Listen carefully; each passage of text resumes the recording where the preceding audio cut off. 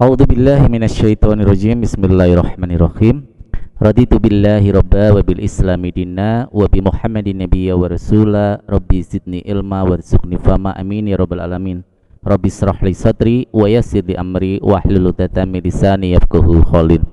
Terima kasih kepada para Iwan Villa. Saya ucapkan assalamualaikum warahmatullahi wabarakatuh kepada para Iwan Villa yang masih setia di channel F Farhan Farluk. Kali ini saya akan membuat sebuah konten video reaction tentang videonya Bapak Bambang Nursena yang mengatakan tentang topik monotheism, bahwa ada 3 monotheism menurut pemahaman Bambang Nursena, yaitu monotheism bilangan, monotheism etis, dan monotheism trinitas. Nah, mari kita bahas karena di situ ada subhat yang menurut saya tendensius sekali, yang mengatakan bahwa monotheism bilangan adalah monotheism setan. Mari para Iwan Villa kita saksikan dulu videonya, dan semoga ini akan menjadi sebuah pembelajaran buat kita supaya kita hati-hati. Kadang dibalik ucapan-ucapan yang santun, ucapan yang penuh kata-kata akademisi, terminologi akademis yang dipakai, di sana tersimpan sebuah bisa ular yang sangat berbahaya jika kita tidak hati-hati dalam menangkapnya, ya, memahami dan memaknainya, ya. Oke, para Iwan Villa, kita saksikan dulu videonya, ya, para Iwan Villa.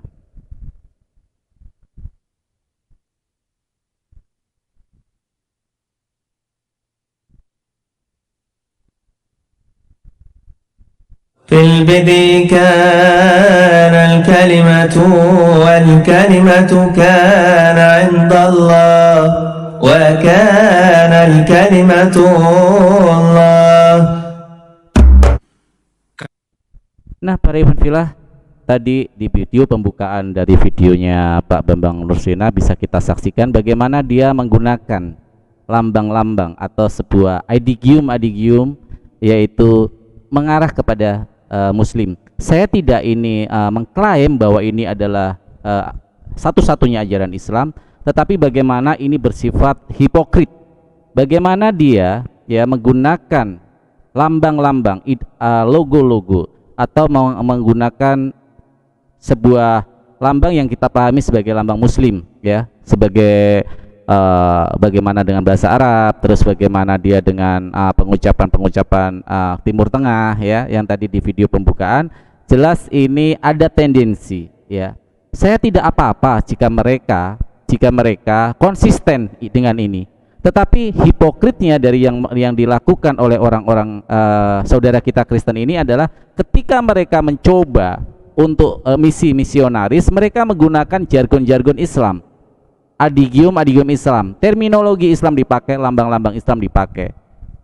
Ini yang sangat tidak elok. Artinya jika mereka mau menggunakan, gunakan secara kafah, secara total, jangan bersifat parsial di sini, ya. Oke, para Iwan Villa, kita lanjutkan bagaimana ketika Bambang Nursena mulai memaparkan topiknya. Kalau temanya adalah setan pun percaya kalau Tuhan itu esa. Rupanya diperhalus sama panitia. Judulnya adalah 3 strata pemahaman tentang keesaan Allah. Padahal aslinya judulnya itu setan pun percaya kalau Tuhan itu esa. Kenapa tim? Nah, para Iwan Villa, topik yang pertama dia katakan bahwa setan tahu Allah itu esa.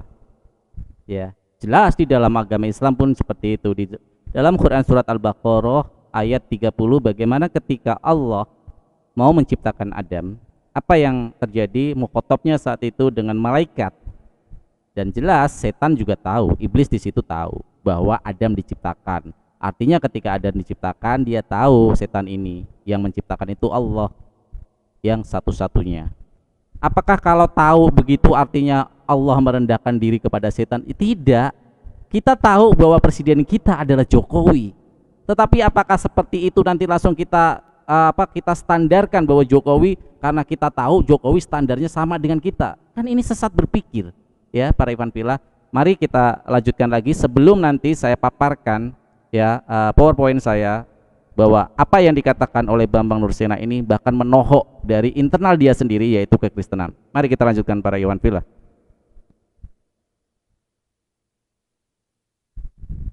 Tuhan Allah kita, Tuhan itu esa. Dan biasanya saya memang menjawab begitu itu puluhan tahun. Tetapi sekarang saya menemukan ayat yang lebih dahsyat lagi, yaitu Yakobus pasal 2:19. Allah itu esa, setan ya roh, masa Gusti Allah itu esa. Dahsyat kan? Makanya saya renungi gimana caranya dalam tempo yang sesingkat-singkatnya kita bisa menjawab tantangan zaman ini. Saya memformulasikan dalam 3 strata. Nah, para ikhwan fillah, tadi dikatakan bahwa Tuhan itu esa dan setan tahu bahwa Tuhan itu esa. Dia membawa ayat Yakobus 2:19 yang dia katakan di sana adalah, kamu tahu Tuhan itu esa. Yang kamu katakan itu baik. Tetapi setan pun tahu Tuhan itu esa. Nah, seperti yang saya logikakan tadi, saya kasih analogi seperti itu. Ketika kita mengetahui bahwa presiden kita adalah Jokowi, tidak secara otomatis standar Jokowi, kualitas Jokowi standar dengan yang mengetahui bahwa dia presiden. Enggak seperti itu. Artinya di sini ketika setan tahu bahwa Tuhan itu esa, bukan berarti bahwa setan itu setara dengan Allah. Kenapa? Karena sesungguhnya yang membedakan setan dan manusia adalah sifat kesombongan. Apa artinya? Bagaimana ketika setan diusir bukan karena ibadahnya. Dalam Al-Quranul Karim dikatakan bagaimana sebelum dilempar ke dunia ini, dilemparkan keluar dari surga, setan ini atau berasal dari iblis, malaikat yang melakukan ibadah yang begitu taat, bukan ibadahnya tetapi kesombongan dia ketika tidak mau menuruti perintah Allah untuk bersujud kepada Adam, itu yang membuat setan dikeluarkan dari surga. Jadi bukan parameternya, bukan ketika setan mengetahui Allah itu esa, terus setan itu keesaan itu gugur karena setan sesuatu yang jelek. Sesuatu yang jelek ketika mengetahui yang bagus, artinya yang bagus itu menjadi jelek, seperti yang mengetahui karena parameternya buruk. Ini enggak seperti itu logikanya. Ya. Enggak seperti itu. Terjadi sebuah kebingungan di sini dalam pemaparan yang dilakukan oleh Bambang Nursena,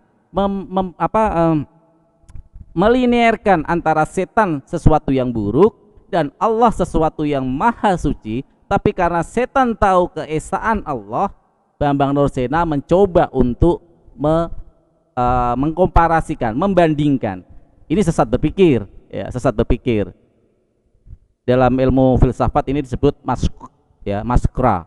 Nanti saya bahas apa itu maskra, ya. Oke, kita lanjutkan.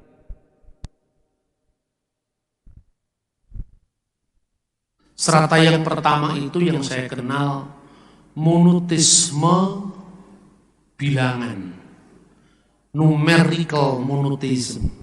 Jadi monoteisme bilangan itu monoteisme yang sekedar bisa menjumlah Tuhan itu berapa. Maka monoteisme bilangan itu sesungguhnya monoteisme yang dianut oleh setan. Nah, para ikhwan fillah, tadi dengarkan bahwa sesungguhnya monoteisme bilangan, monoteisme esa itu monoteisme yang dianut oleh setan. Dia tidak memahami arti atau makna filsafat dari bilangan. Pythagoras mengatakan bilangan adalah sebagai sebuah petunjuk atau sebagai jalan bagaimana kita melinearkan, merealkan, menyatakan sesuatu yang abstrak menjadi sesuatu yang bisa dilogikakan. Itu bilangan. Sebagai contoh, apakah Anda bisa mendefinisikan pasir ketika Anda tidak membuat alat ukur di sana? Sebagai contoh, 1 kubik. Kubik itu bilangan. Apakah Anda bisa mengatakan itu 1 kubik tanpa Anda menggunakan bilangan? Dia tidak memahami bahwa bilangan itu bukan hanya bermakna numerik, bukan hanya bermakna literal, tapi di sana ada makna filsafat. Pythagoras mengatakan bahwa angka atau bilangan adalah sebagai jalan kita untuk mendefinisikan sesuatu yang abstrak sehingga menjadi sesuatu yang nyaman di logika kita ketika kita mendapat alat ukur yang bisa dipahami oleh logika kita. Sebagai contoh, minyak. Apakah Anda bisa mengatakan minyak itu seberapa tanpa menggunakan bilangan? Enggak mungkin. harus ada namanya parameter ukur. Nah, bilangan seperti itu, memasuki makna bilangan di sana secara filsafat adalah merealisasikan, merealkan, menyatakan, mendeskripsikan, aplikasikan sesuatu yang abstrak menjadi sesuatu yang bisa kita pahami. Ya, itu para Ikhwan Fillah. Nanti kita lanjutkan ketika saya memaparkan materi saya. Kita dengarkan dulu videonya.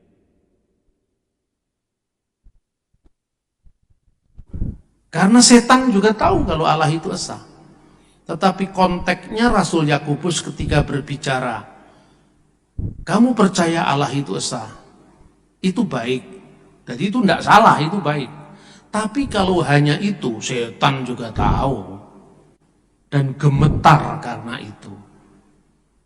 Karena konteksnya Rasul Yakobus kan berbicara tentang iman tanpa perbuatan adalah mati.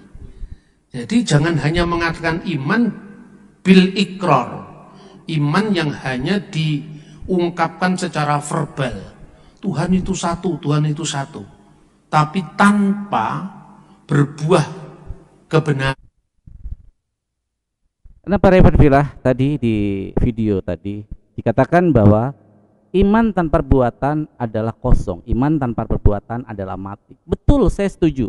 Ini ada di Yakobus 2 ayat 19. Apakah hanya ada di Alkitab? Tidak. Di hadis Tabrani, Rasulullah Shallallahu Alaihi Wasallam mengatakan tidak diterima amal tanpa tidak diterima iman tanpa amal perbuatan, tetapi juga tidak diterima amal perbuatan tanpa iman. Artinya saling mengisi di sini. Ini pemahaman dalam Islam. Dan saya setuju apa yang diucapkan di dalam Yakobus 2:19 bahwa iman itu bukan cuma bil ikrar, bukan cuma sebuah ucapan, bukan cuma sebuah verbal, tetapi adalah tindakan. Di dalam Islam jelas lebih sempurna. Kenapa? Karena di dalam Islam ketika diminta konsekuensi atas perbuatan kita, kita dibatasi sebuah parameter yang namanya balik. Apa itu balik? Balik itu artinya bisa berpikir. Pola pemikirannya sudah sempurna. Itu makna balik. Artinya ketika umat Islam masih belum balik, segala konsekuensi tindakannya dibebankan kepada siapa? Kepada orang tuanya untuk mendidik. Berarti bukan cuman ikrar, bukan cuman verbal di dalam Islam, tapi tindakan orang tua untuk mengedukasi kepada anaknya supaya nanti di masa balik sempurna alat berpikirnya, dia sudah bisa membedakan yang salah dan benar, pahala dan dosa, baik dan buruk. Ini Islam mewadahi seperti itu. Ya, oke para Ikhwan Fillah, nanti saya akan lebih elaborasi lebih luas cakupannya. Kita dengarkan dulu video dari Bambang Nursina. Abraham diikat oleh kesetiaan Allah yang tidak kelihatan. Dan dalam perjalanan berangkat karena iman kepada Tuhan itu, tentu Abraham juga mengalami jatuh bangun, keliru-keliru ya ada. Terbukti hadirnya Hagar dalam keluarga Abraham itu termasuk kecelakaan sejarah. Para Ikhwan Fillah, dengarkan tadi apa yang dikatakan oleh Bambang Nursena yang mengatakan bahwa kedatangan Hagar di dalam kehidupan Abraham adalah kecelakaan sejarah atau sebuah kesalahan. Seolah-olah ini menjustifikasi bahwa Tuhannya orang Kristen, Tuhannya Bambang Nursena tidak maha skenario. Seolah-olah apa yang terjadi di luar kehendak Tuhannya, seolah-olah yang terjadi di luar kendali Tuhannya. It's impossible. Sebagai entitas yang begitu maha, menciptakan semua alam semesta dari suatu kekosongan menjadi sesuatu yang ada dan nanti akan menjadi kekosongan lagi.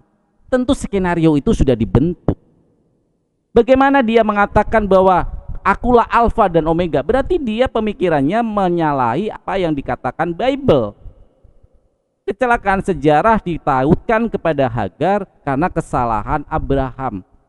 Artinya di sini saya tidak mengatakan bahwa kesalahan manusia tempat salah dan dosa, Tapi artinya ketika dia mengatakan bahwa ini adalah kecelakaan atau kesalahan, datangnya Hagar ke kehidupan Abraham adalah kesalahan. Sedangkan Abraham tadi dia katakan di awal bahwa hamba yang begitu setia, dia pergi meninggalkan Ur Kasdim. Saya bahas sedikit tentang Ur Kasdim, bagaimana Ur Kasdim itu dulu ada di Mesopotamia, ya, di daerah sekitar Irak, Iran gitu. Mesopotamia, Babilonia, itu adalah peradaban yang begitu luar biasa maju. Yerusalem belum ada. Dia disuruh keluar dari sebuah tempat yang peradabannya begitu maju kepada tempat yang begitu asing. Abraham sendiri pun tidak mengetahui seperti apa tempat yang ditunjukkan oleh Allah Subhanahu wa taala. Tetapi karena keimanannya, Abraham menjalankan apa yang disuruh oleh Allah Subhanahu wa taala. Ya, artinya memang pengorbanan Abraham begitu luar biasa. Makanya kalau Bambang Nursena mengatakan bahwa di sini ada kecelakaan sejarah, kesalahan yang datangnya Hagar, artinya Hagar ini di luar skenario dari Allah. Impossible para Iwan Villa. Ini sesuatu yang saya pikir sesat berpikir, sesat nalar, dan saya nggak tahu bagaimana seorang yang berpendidikan tinggi seperti itu membuat sebuah narasi seperti ini. Oke para Iwan Villa, kita lanjutkan lagi videonya sebelum nanti saya elaborasi lebih luas. Tetapi semuanya ada konsekuensinya. Monoteisme yang kedua ini monoteisme etis tanpa mengetahui apa yang diyakini. Monoteisme pertama adalah monoteisme yang sekedar menghitung 1, 2, 3, Pak Gendut naik kuda. Kuda-kuda lari, Pak Gendut kecemplung kali. Hanya itu saja. 1, 2, 3. Tanpa etika, tanpa etis, tanpa tindakan etis demi imannya tadi. Kedua, Abraham diikat oleh rahasia ilahi, tahu Allah itu esa, hanya tahu dia berbuat karena imannya, sekalipun dia masih diikat oleh rahasia yang belum disingkapkan Tuhan kepadanya. Dan menurut surat Roma, rahasia itu sengaja didiamkan selama berabad-abad, sampai akhirnya disingkapkan dengan kedatangan Yesus. Nah, para Iwan Villa, apa yang dikatakan tentang Abraham atau Ibrahim alaihissalam, di sana dikatakan bahwa monoteisme yang kedua adalah monoteisme ateis, monoteisme etis, yang artinya hanya taat beriman tetapi tanpa mengetahui apa yang diimani, seolah-olah meremehkan atau mendangkalkan keimanan Abraham tentang bagaimana entitas Tuhan, seolah-olah Abraham tidak paham. Padahal jelas di dalam Islam, bahkan di dalam Yahudi sendiri mengatakan bahwa agama Yahudi, Nasrani, dan Islam itu adalah agama Abrahamik. Ini disepakati semua pemuka agama, dan arti dari Abrahamik adalah melanjutkan ajaran-ajaran yang dibawa oleh Ibrahim alaihissalam. Nah, ini sangat tendensius apa yang dikatakan, seolah-olah Abraham ini imannya dangkal, ya, hanya monoteisme etis, hanya monoteisme etis yang tidak mengetahui apa yang diimaninya. Kalau boleh dikatakan bahasa simpelnya adalah iman buta, ya, iman buta yang dimaksud oleh Bambang Nursena ini. Dan dia membenarkan dengan sangat membagongkan, saya kasih istilah membagongkan, dengan katanya tersingkap setelah itu dengan kedatangan Yesus Kristus. Ya, itu yang dikatakan dia. Nanti kita lanjutkan karena nanti monoteisme yang ketiga adalah monoteisme Trinitas. Nanti kita akan korelasikan. Yang pertama Iwan Villa diingat bahwa monoteisme yang pertama adalah monoteisme bilangan, yang dikatakan apa? Yang dikatakan monoteisme bilangan adalah yang dianut setan. Yang kedua adalah monoteisme etis, yang mana monoteisme yang taat tanpa tahu siapa yang ditaati. Yang ketiga nanti yang mau dilanjutkan adalah monoteisme Trinitas. Mari kita dengarkan pemaparan Bambang Nursena tentang monoteisme Trinitas. Maka monoteisme yang ketiga ini yang saya sebut dengan Trinitarian monoteisme. Monoteisme Trinitas. Monoteisme Trinitas itu adalah monoteisme keselamatan. Monoteisme yang tidak sekedar menghitung jumlah Tuhan, tetapi menjawab Tuhan yang esa itu, bagaimana dia mengungkapkan dirinya, menyatakan dirinya, dan itu yang kita kenal dengan Bapa, Putra, dan Roh Kudus yang kita sembah di dalam nama Yesus Kristus. Nah, 3 tahapan ini Bapak Ibu Saudara-saudara. Nah, sekarang tahapan yang pertama, apa relevansinya? Nah, para Iwan Filah bisa didengarkan tadi monoteisme Trinitas, Bapa, Roh Kudus, dan Yesus Kristus. Saya tidak paham dengan pemikiran orang ini ya. Monoteisme disandingkan dengan Trinitas, dan dia mengatakan bahwa monoteisme bilangan adalah monoteisme yang dianut setan. Ini menarik para Iwan Filah untuk kita bedah secara logika dan secara alkitabiah nanti terminologi yang dibawa oleh si Bambang Nursena ini tentang bagaimana dia mengatakan monoteisme Trinitas dan menyalahkan monoteisme bilangan. Padahal Trinitas artinya adalah bilangan. Tri jelas bilangan. Dia boleh ngeles, oh itu bermakna filsafat. Bukankah filsafat tadi sudah saya jelaskan bagaimana kata Pitagoras? Artinya diakui atau tidak, untuk mengetahui segala sesuatu yang abstrak menjadi sesuatu yang real, sesuatu yang nyata dan bisa mudah dipahami oleh logika, bilangan berperan serta di sana untuk melinearkan pemahaman kita, sesuatu yang empirisme, sesuatu yang panca indera kita lihat, indrawi kita melihat, sesuatu indrawi yang kita lihat dijelaskan dengan numerik-numerik di sana sehingga logika kita bisa menangkap dan memaknai arti dari apa yang dikatakan sebagai sebuah bilangan, ukuran. Jadi ada sebuah ambigu yang sangat luar biasa yang dikembangkan oleh Bambang Nursena ini ketika menyandingkan monoteisme dengan Trinitas. Artinya di sini apa yang dikatakan oleh Bambang Nursena adalah segala sesuatunya dia tidak diambil dari sisi yang sama. Ini kalau saya katakan adalah seorang yang kayak prasmanan, sesuatu yang enak diambil, sesuatu yang nggak enak ditinggalkan. Ketika dia mau membenarkan Trinitas, dia lupa bahwa kata tri itu adalah sebuah bilangan. Entah apapun dia mengelak, tri adalah bilangan, dan menggunakan narasi seperti itu dengan mengatakan bilangan ada monoteisme, bilangan adalah monoteisme setan, bisa dikatakan dia menyerang internal dia sendiri. Nanti saya akan kasih bukti para Iwan Filah bahwa apa yang dikatakan Bambang Nursena tentang monoteisme bilangan, monoteisme etis, dan monoteisme Trinitas ini akan menjadi bola liar buat dia, menjadi bumerang buat dia, bahwa siapa yang menganut monoteisme bilangan setan sebenarnya adalah mereka sendiri. Oke para Iwan Filah, kita lanjutkan lagi. Setan yang percaya Allah itu esa. Kok setan itu bisa membunuh? Kok setan itu bisa begitu jahatnya menjadi bapa segala pembunuh, bapa segala pembohong? Karena monoteismenya sekedar bilangan yang tidak dilandasi oleh sikap ortopraksi, pelaksanaan dari apa yang diimani.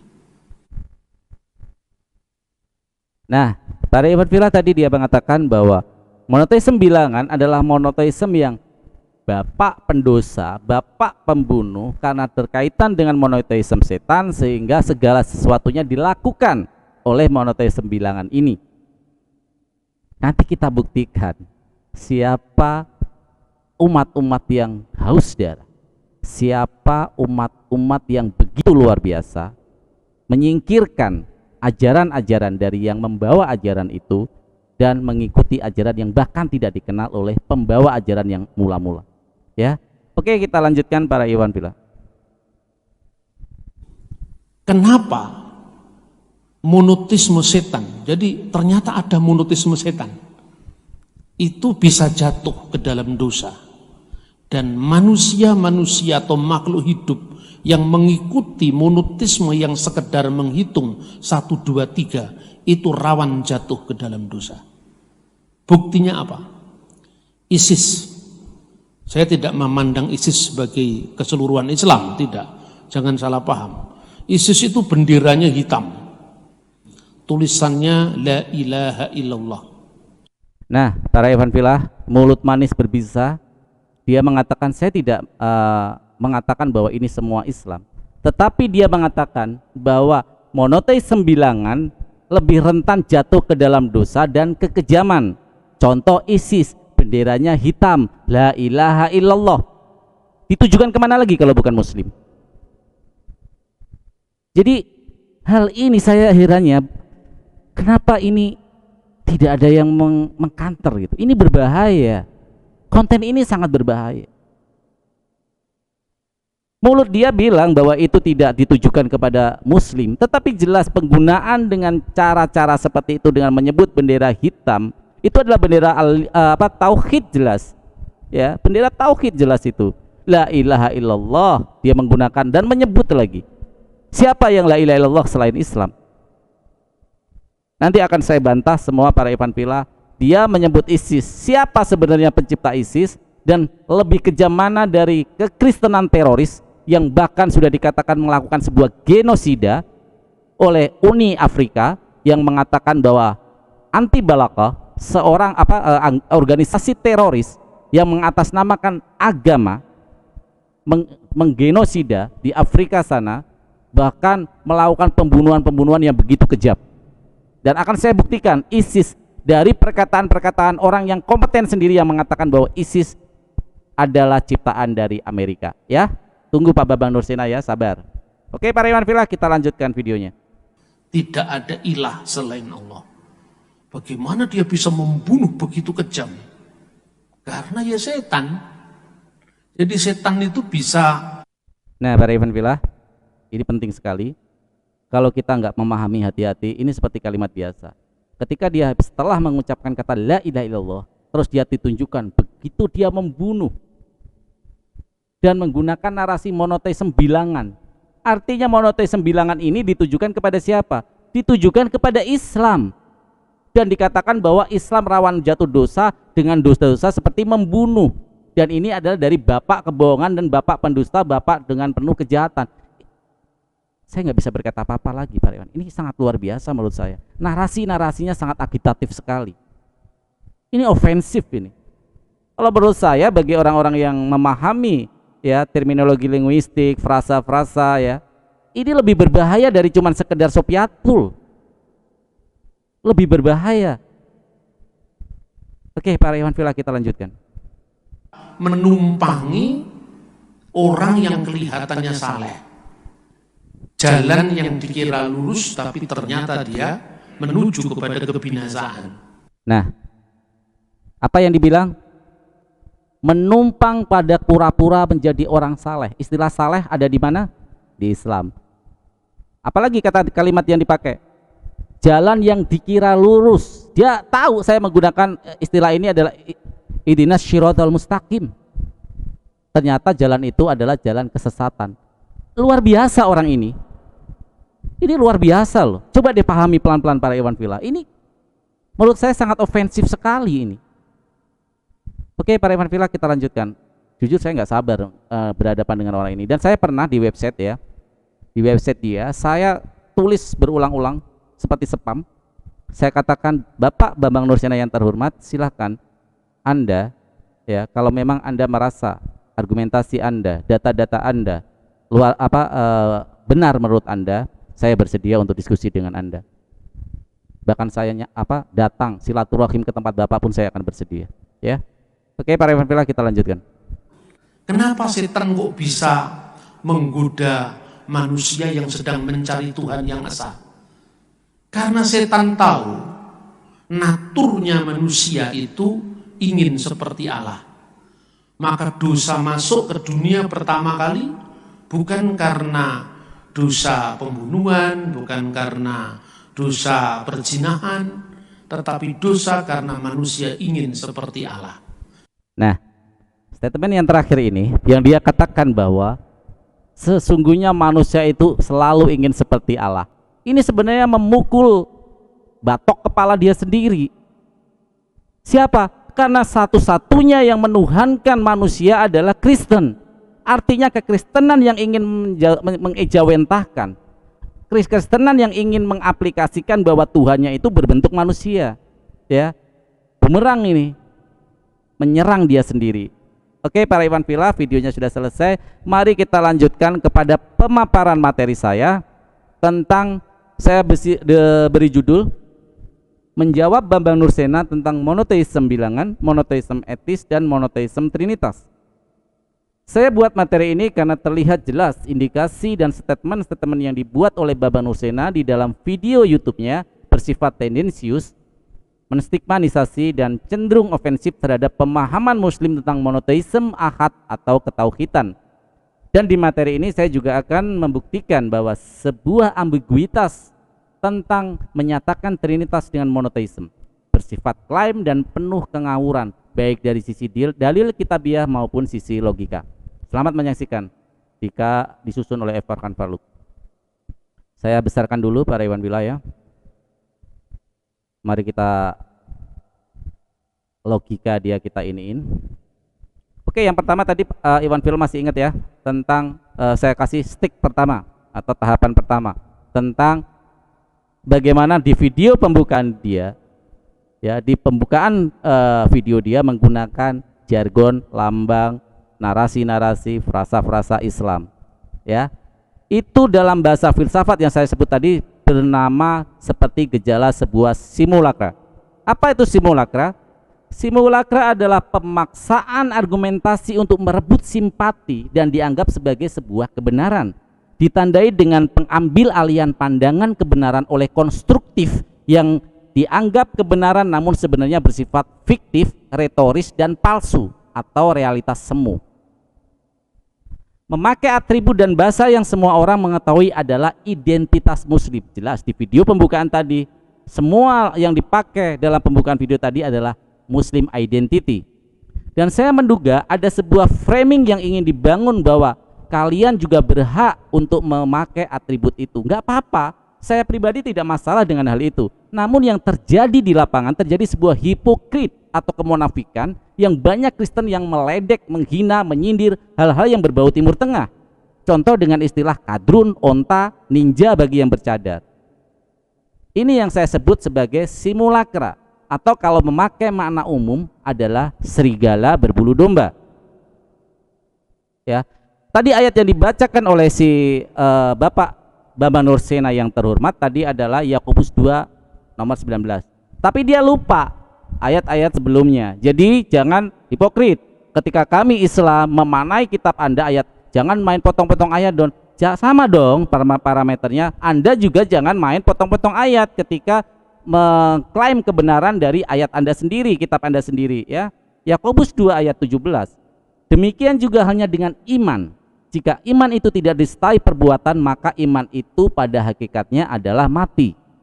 Seperti yang saya sebut tadi, di dalam hadis riwayat Tabrani jelas dikatakan Rasulullah Shallallahu Alaihi Wasallam bersabda, iman tanpa amal perbuatan sia-sia atau kekosongan. Amal perbuatan tanpa iman sia-sia juga. Ya.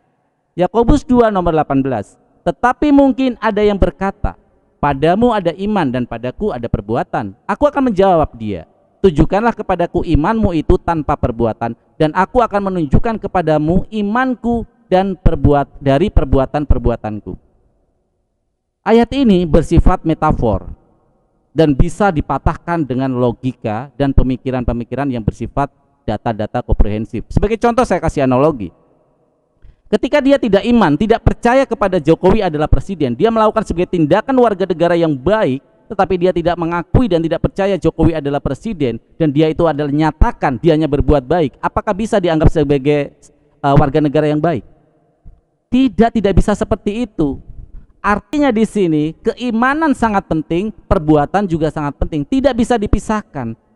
Lebih sempurna hadis Rasulullah tadi, iman tanpa perbuatan adalah sia-sia atau omong kosong, tetapi amal perbuatan tanpa iman juga sia-sia. Kenapa? Bahwa apa yang kita tunjukkan adalah sebagai bentuk apa yang kita tuju, kita imani, yaitu Allah Subhanahu wa Ta'ala. Itu yang dibilang bahwa umat Islam selalu lillahi ta'ala, segala sesuatu ditujukan kepada Allah Ta'ala. Yakobus 2:19, engkau percaya bahwa hanya ada satu Allah saja, itu baik, tetapi setan-setan pun juga percaya akan hal itu dan mereka gemetar.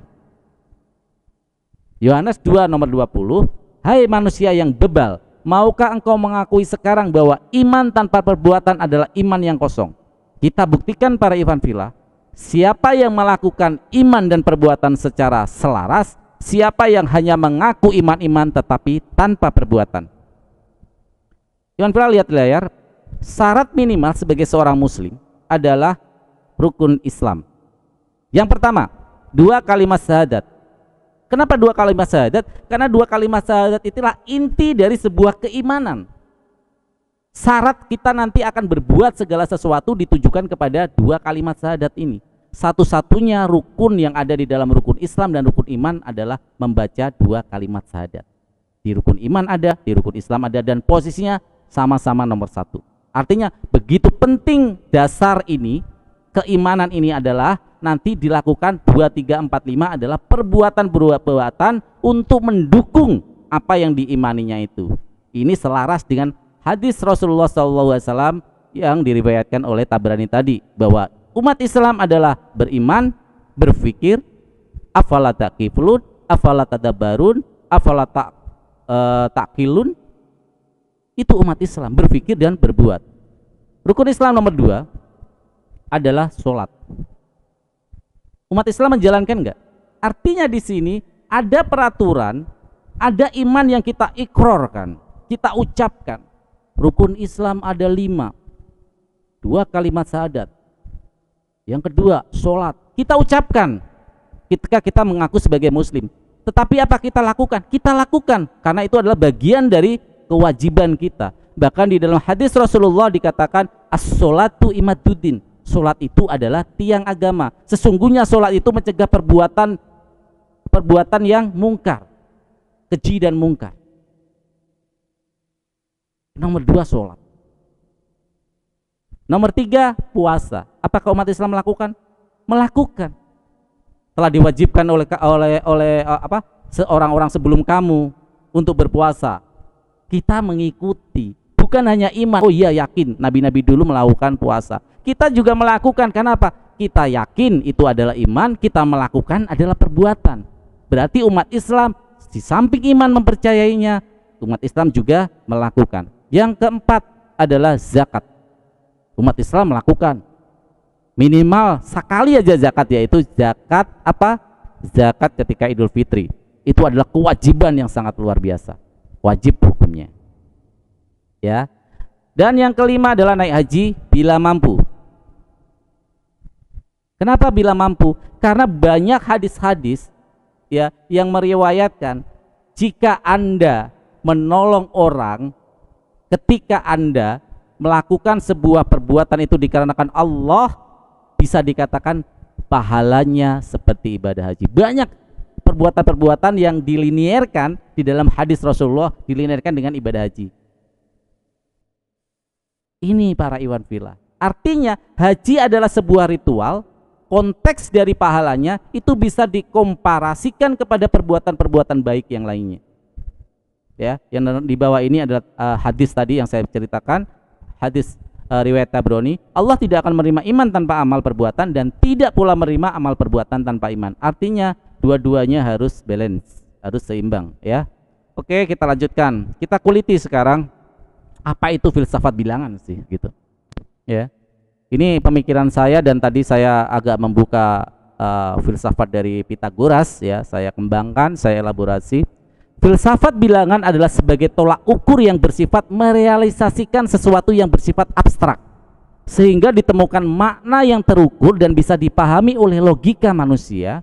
Tidak hanya itu bersifat filosofis bilangan, tetapi juga menjernihkan pikiran dan memungkinkan pemahaman objektivitas tentang sebuah materi atau realitas. Sebagai contoh, pasir. Apakah Anda bisa membuat sebuah ukuran tanpa menggunakan bilangan dan mendefinisikan atau mendeskripsikan pasir itu berukuran apa? Nggak akan bisa. Justru bilangan itu masuk ke situ karena untuk mendefinisikan, sehingga ada parameter yang dipahami oleh logika dan dipahami oleh manusia, sehingga ketika menjadi komunikasi, terjalin sebuah komunikasi dua orang, terjadi pemahaman yang sama. Itu makna dari filosofis bilangan. Di dalam Al-Quranul Karim, ketika Bambang Nursena mengatakan bahwa monoteisme bilangan adalah monoteisme setan, dikaitkan dengan Esa. Artinya di sana dia tidak memahami makna filosofis dari bilangan. Dia hanya memahami secara secara literal aja, tidak memahami makna filosofisnya. Saya kasih contoh. A'udzubillahi minasyaitonirrajim. Bismillahirrahmanirrahim. Qul huwallahu ahad, Allahus somad, lam yalid walam yulad walam yakul lahu kufuwan ahad. Artinya apa? Di sini tidak hanya satu, tetapi ada parameter untuk menuju satu ini. Ada syarat-syaratnya. Parameter syaratnya ini untuk menuju kepada sebuah esa ketauhidan, bukan hanya satu saja. Apa itu? Allah tidak beranak dan tidak diperanakan. Kenapa? Kalau sudah diperanakan atau beranak, diperanakan atau beranak, berarti apa? Berarti ada yang pertama dan kedua dari apa yang dikatakan oleh entitas yang dikatakan oleh mula-mula ini.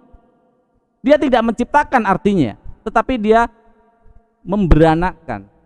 Nah, Tuhan siapa yang diberanakkan kan? Kita ke sana ada.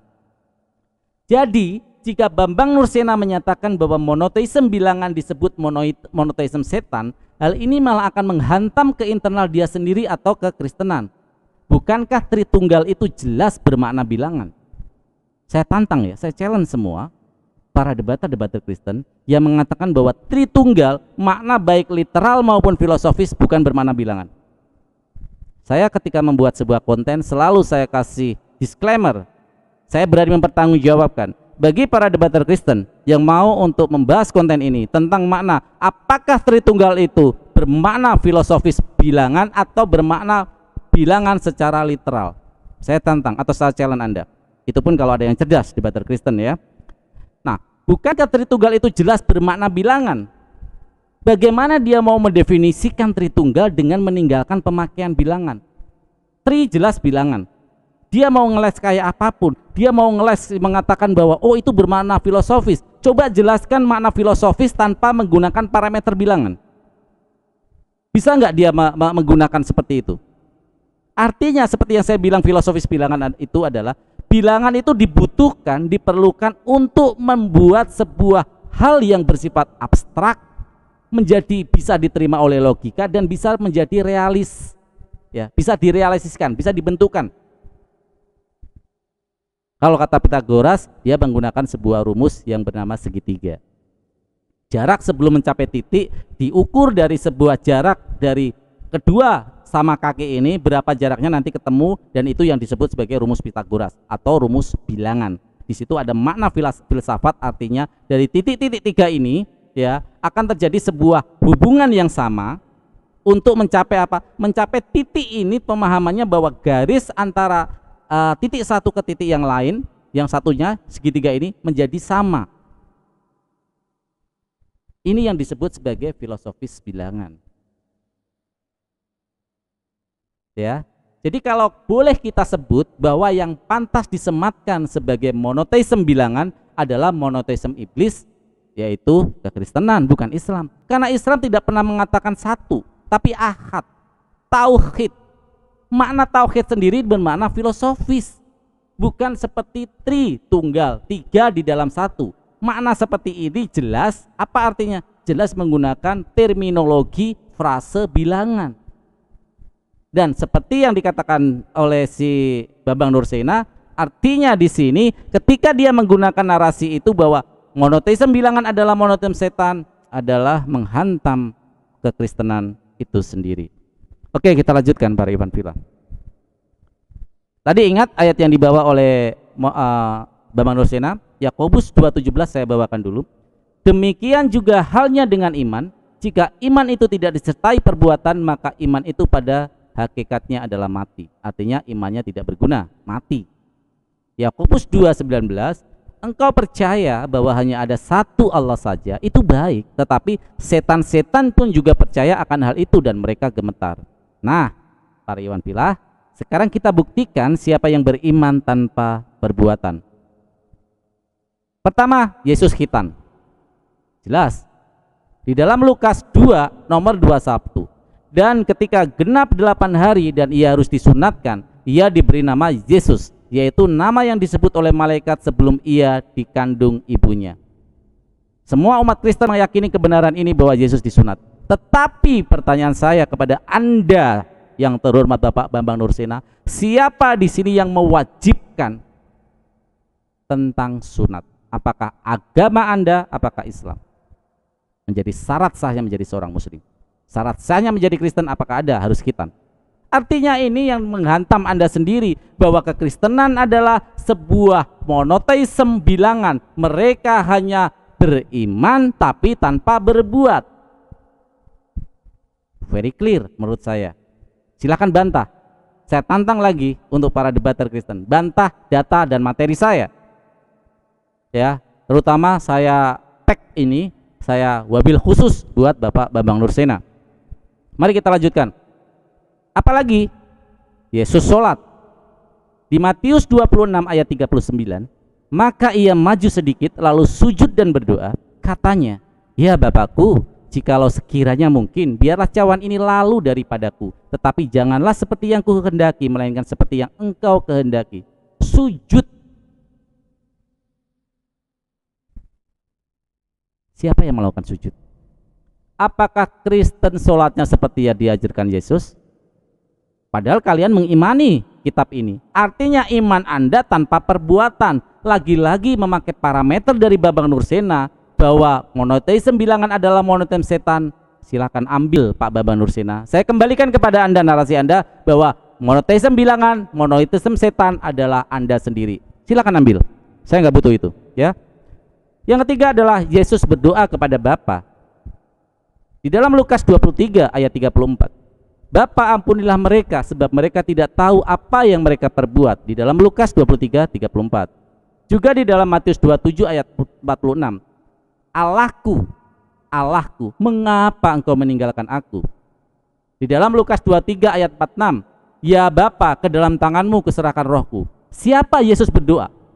Bahkan Yesus pernah mengatakan seperti apa? Sebenarnya sesungguhnya apa yang keluar dari diriku bukan dari diriku sendiri, melainkan dari Bapa. Semua berasal dari Bapa. Ketika menghidupkan Lazarus, apa yang dikatakan? Dia berdoa kepada Bapa. Terus Kristen ketika berdoa kok malah sama Yesus? Ajaran siapa ini? Padahal Anda mengimani ayat ini, mengimani kitab ini. Harusnya Anda melakukan apa yang dilakukan oleh Yesus ketika Anda beriman. Artinya lagi, ketika Anda beriman, Anda tidak melakukan perbuatan yang dilakukan oleh Yesus. Anda cuma iman saja, hanya mengetahui bahwa 3 di dalam 1, monoteisme bilangan, memakai parameter lagi dari Pak Bambang Nursena bahwa monoteisme bilangan adalah monoteisme iblis. Jadi kita bisa linearkan bahwa yang menganut monoteisme bilangan atau monoteisme setan atau iblis adalah, silakan artikan sendiri Pak Bambang Nursena. Ya. Tadi Anda membawa narasi tentang ISIS. Anda kayaknya kuper atau kurang membaca. Ya, saya bacakan. Jakarta, CNN Indonesia. Bakal calon presiden Amerika Serikat dari Partai Republik, Donald Trump, menyebut bahwa kebijakan dari Presiden Barack Obama dan mantan Menteri Luar Negeri Hillary Clinton menciptakan ISIS. Silakan lihat fotonya para Iwan Villa. Donald Trump mengatakan Hillary Clinton adalah pendiri ISIS. Juga yang dikatakan oleh Assange, 4 negara ini mendanai Hillary Clinton dan ISIS. Pak, Bapak, tadi Anda mengatakan ISIS dan mentang-mentang pakai bendera mendefinisikan sebagai Islam. Saya kasih tahu, Pak, penjahat-penjahat di Indonesia ketika mau sidang memakai peci, Pak, memakai sarung, memakai baju koko. Apakah Anda katakan bahwa semua penjahat di Indonesia ini adalah agama Islam? Yuk, cerdas sedikit dalam berpikir, cerdas sedikit dalam berargumentasi. Sayang, Pak, ya, sayang, gelar Anda sayang sekali. Saya pikir Anda intelek gitu ya. Saya pikir Anda mampu lah berargumentasi secara akademis, membuat sebuah frase-frase, narasi-narasi yang bagus, yang orang bisa memahami dengan clear apa yang Anda sampaikan. Tetapi Anda kan saya bilang tadi, sangat tendensius, agitatif sekali dan ofensif apa yang Anda katakan.